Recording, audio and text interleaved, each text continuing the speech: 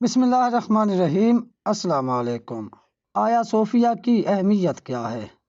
اس کی تعمیر کب ہوئی؟ مسلمانوں نے اس کو کب فتح کیا؟ اور عثمانی خلافت کے بعد اس کی حیثیت کیا ہوئی؟ ان سوالوں کے جواب آپ کو اس ویڈیو میں دیں گے۔ ویڈیو کو آخر تک ضرور دیکھیں۔ دوستو، 360 عیسوی میں اس عبادت گاہ کی بنیاد رومی بادشاہ قسطنطین نے رکھی۔ جب قسطنطین نے اس کی بنیاد رکھی تو اس کو اس نے لکڑی سے تعمیر کیا۔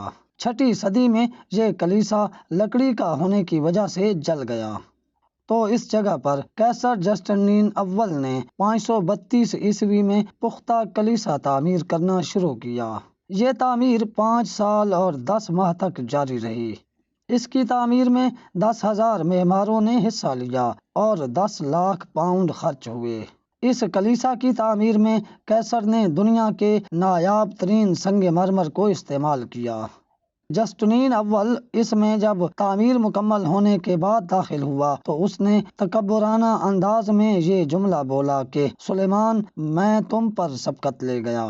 اس کا اشارہ حضرت سلیمان علیہ السلام کی طرف تھا، جنہوں نے بیت المقدس کو تعمیر کیا تھا۔ 1453 عیسوی میں عثمانی خلیفہ سلطان محمد فاتح نے قسطنطنیہ کو فتح کر کے بازنطینی ریاست کو ختم کر دیا۔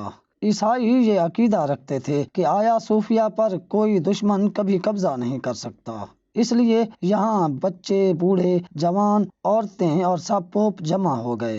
مگر ان کی یہ عقیدے اس وقت جھوٹے ثابت ہو گئے جب سلطان محمد فاتح آرام سے آیا صوفیہ میں داخل ہو گئے۔ ایک تو وہاں پر مسلمانوں کے لیے کوئی عبادت کی جگہ نہیں تھی، دوسرا آیا صوفیہ سے متعلق عیسائیوں نے کئی من گھڑت عقیدے قائم کر رکھے تھے۔ نماز کی جگہ اور عقیدوں کو جھوٹا ثابت کرنے کے لیے سلطان محمد فاتح نے آیا صوفیہ کو قیمت دے کر خرید لیا اور اسی کو مسجد بنا دیا، اور فتح کے بعد ظہر کی پہلی نماز اس میں مسجد بنا کر پڑھی۔ فتح کے بعد پہلا جمعہ بھی اسی میں پڑھا اور خطبہ بھی دیا۔ یہ عبادت گاہ 481 سال تک مسجد رہی اور درود و سلام کی صدائیں اس کو مزین کرتی رہیں۔